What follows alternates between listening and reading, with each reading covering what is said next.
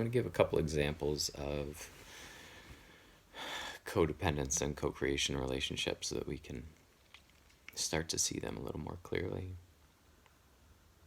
I'll start with co-creation, and that example is loudest for me. I was dating a woman, and we were living together for a short period of time, and she brought it to my attention at one point that around 8 o'clock at night, something dramatically shifted in my personality.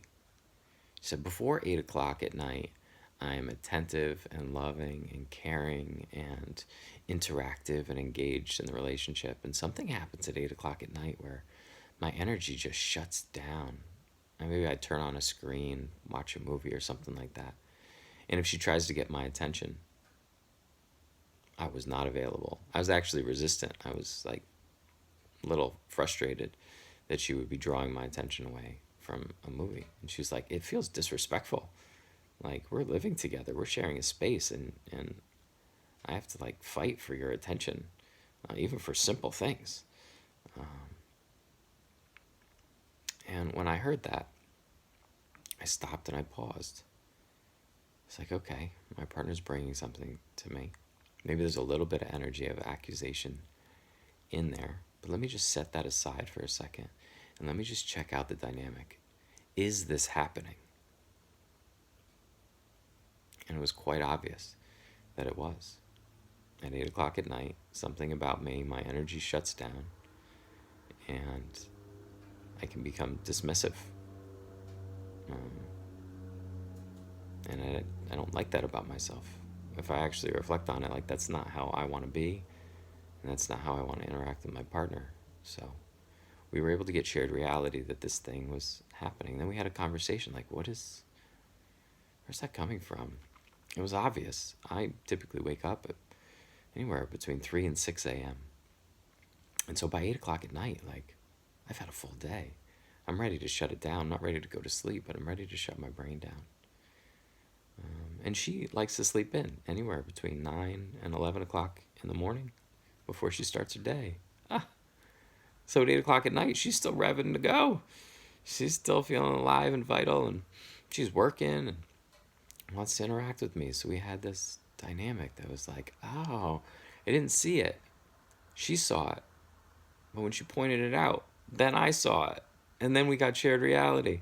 Like, okay, neither of us wants this dynamic to be this way. We care about each other and we want to make something different.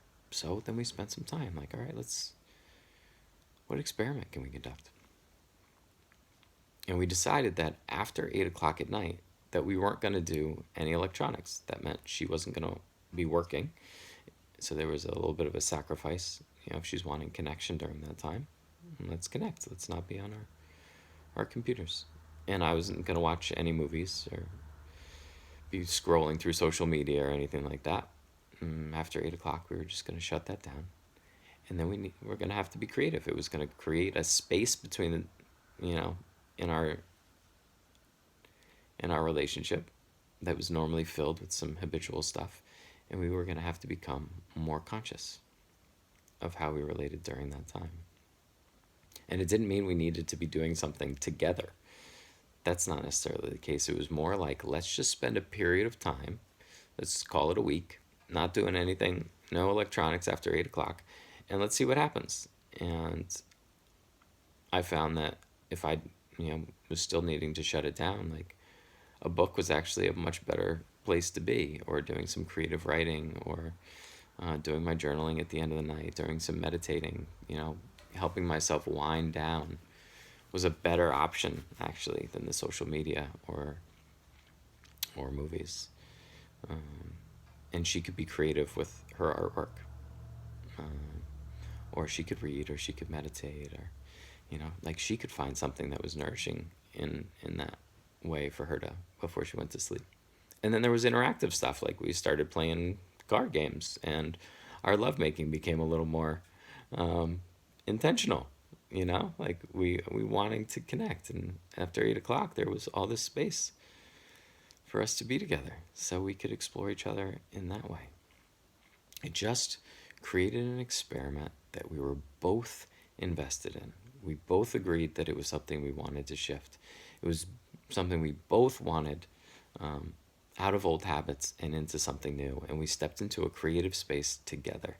And sometimes it meant doing things together, and sometimes it meant doing things on our own. But the options we were choosing for ourselves, were just generally healthier for ourselves and for our relationship. So there's an example of co-creating and what it takes to get there. Codependence. Oh, what would that look like if it was codependent, right? She tried to bait me at first. She was a little triggered and a little upset, admittedly so on her part, when she first brought it to me. I need you to pay attention to me when I talk to you. I need you to stop watching your video, pause it, look at me, and engage with me when she didn't say these things. But this is the energy of it, right? It's like, I need you in order for me to be happy. I need you in order for me to feel safe, to behave differently. My behavior wasn't like the highest, wasn't the healthiest for sure, but it wasn't abusive, right? So we weren't in a place of psychological or emotional abuse where a demand like that is actually really healthy thing to be able to embody and to speak. It was just a low vibe way of relating with each other, right? And so the codependence goes boom, like, I need you in order for me to feel safe and happy in relationship with you. There's an example of codependence, right? And if I had responded with, oh goodness, in order for me to prevent her from being upset, I better start behaving differently. I need to shut this computer down. I need to start becoming really hyper vigilant of when she, at night and when she wants to speak to me, that I'm shutting down my computer and paying attention to her, right? Keep her happy and make sure that she doesn't get upset with me. That might be what a codependent dynamic would look like. Now everybody's in anger and fear and going back and forth and demands and collapsing around each other and, just, yeah, I'm feeling it as I say it because I've been in that dynamic before. And there's a lot of tension. There's a lot of upset between people, and even if you come to some resolution, it still doesn't feel good because how you got there was out of demand and anger. And I made a video on gaslighting. This is where gaslighting can slip in, and somebody demands, you better put down that computer and pay attention to me when I talk to you.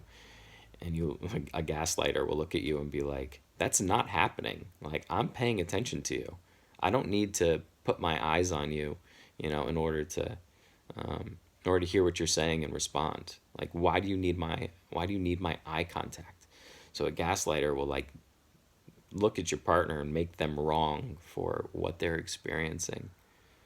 Try to convince them that there's a different reality happening here, that their feelings, their experience aren't valid. You can go down a dark place in this bot. I imagine most people are familiar with this kind of dynamic. But the co-creative option is the alternative. It takes presence, and it takes patience, it takes love and care and a skillfulness in communicating, but you can get there. You certainly can get there. Okay, hope that's helpful.